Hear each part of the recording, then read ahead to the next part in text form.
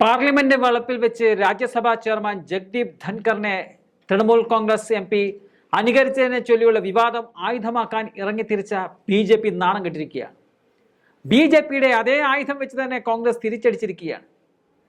കോൺഗ്രസ് ചെയ്യുന്നതിലെല്ലാം കുറ്റം കണ്ടുപിടിക്കുന്ന BJP അതേ തെറ്റ് BJPക്കാർ ചെയ്യുന്നത് ചൂണ്ടിക്കാട്ടിയാൽ ന്യായീകരണ ക്യാപ്സൂളുകളുമായി രംഗത്ത് വരികയും ചെയ്യും. 2017 വിടവാങ്ങൽ വേളയിൽ പ്രധാനമന്ത്രി നരേന്ദ്രമോദി മുൻ ഉപരാഷ്ട്രപതി ഹമീദ് അൻസാരിയെ പരിഹസിച്ചെന്ന് കോൺഗ്രസ് നേതാവായ ജയറാം രമേശ് തെളിവ് സഹിതം പുറത്തുവിട്ടപ്പോൾ BJPക്ക് ഇപ്പോൾ മിണ്ടാട്ടം മുട്ടിയ അവസ്ഥയാണ്. എക്സിൽ പ്രധാനമന്ത്രി മോദിയുടെ പഴയ പ്രസംഗത്തിന്റെ വീഡിയോ ക്ലിപ്പ് പങ്കുവെച്ചുകൊണ്ടായിരുന്നു കോൺഗ്രസ് നേതാവ് ഇക്കാര്യം ചൂണ്ടിക്കാട്ടിയത്. പ്രധാനമന്ത്രി ഹമീദ് അൻസാരിയുടെ വ്യക്തിത്വത്തെ അദ്ദേഹത്തിന്റെ മതത്തിലേക്ക് ചുരുക്കിയെന്നും അദ്ദേഹത്തിന്റെ മുഴുവൻ പ്രൊഫഷണൽ രാഷ്ട്രീയ നേട്ടങ്ങളും മതപരമായ സ്വത്വം മൂലമാണ് ലഭിച്ചതെന്ന് പരിഹസിച്ചെന്നും പോസ്റ്റിൽ പറയുന്നുണ്ട്.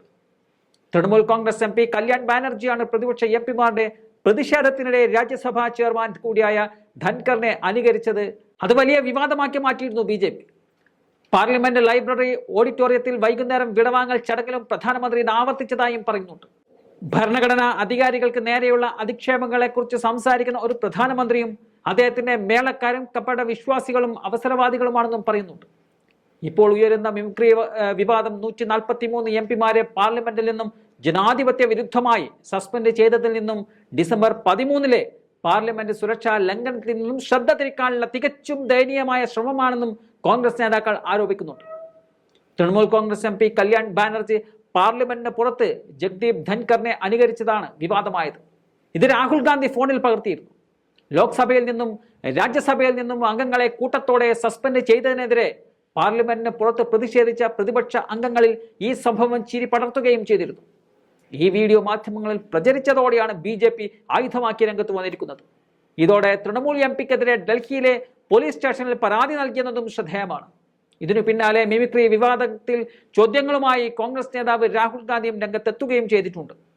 150 MPമാർ പാർലമെന്റിന് പുറത്തിരിക്കുന്നുണ്ട്. സഭയിൽ ഒരു ചർച്ചയും നടക്കുന്നില്ല. അദാനിയെക്കുറിച്ച് ചർച്ചയില്ല, തൊഴിലില്ലായ്മയെക്കുറിച്ച് ചർച്ചയില്ല, റഫേൽ യുദ്ധവിമാനത്തെക്കുറിച്ച് ഒരു ചർച്ചയുമില്ല. ഇവിടെ പ്രതിപക്ഷമാണ് അപമാനിക്കപ്പെടുന്നതെന്നും രാഹുൽ ഗാന്ധി ചൂണ്ടിക്കാട്ടുകയും ചെയ്യുന്നുണ്ട്. ഇതിനിടെ കഴിഞ്ഞ ദിവസം സസ്പെൻഡ് ചെയ്യപ്പെട്ട പ്രതിപക്ഷ അംഗങ്ങൾ ഉന്നയിച്ച 27 ചോദ്യങ്ങളും ലോക്സഭ നീക്കം ചെയ്തു കഴിഞ്ഞു. ചൊവ്വാഴ്ച സഭയിൽ ചോദിക്കേണ്ട ചോദ്യങ്ങളുടെ പട്ടികയിൽ നിന്നാണ് ഇവ നീക്കം ചെയ്തത്. തൃണമൂൽ കോൺഗ്രസ് MP അപരൂപ പൊദ്ദാറും കോൺഗ്രസ് MP രമ്യ ഹരിദാസും ചോദിച്ച 2 നക്ഷത്ര ചിഹ്നമുള്ള ചോദ്യങ്ങൾ അടക്കമാണ് ഒഴിവാക്കപ്പെട്ടത്. കൂടാതെ നക്ഷത്ര ചിഹ്നമില്ലാത്ത 25 ചോദ്യങ്ങളും പട്ടികയിൽ നിന്നും മാറ്റിയിട്ടുമുണ്ട്.